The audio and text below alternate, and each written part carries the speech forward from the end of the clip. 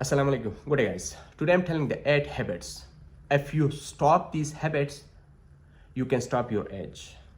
You can stop the effects of your age on your face, like the wrinkles, like the aging factors. You can stop. The first one is overeating. Stop overeating. The second was sunlight.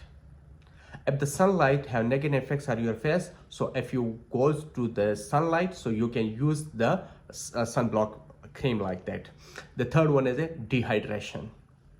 What is very important role in our body, we should drink the water at least 10 to 12 glass in a day. The fourth one, if you sitting every time. The fifth one is smoking.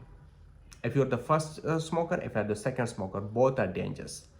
The sixth one is stress, tension, depression. The seventh was if we have the less some vitamins like vitamin D, vitamin E, vitamin C, and vitamin B complex. And the last one is sleep. Sleep is very important. We should sleep at least 7 to 8 hours in a day. If you have less sleep, so you will face this aging issue.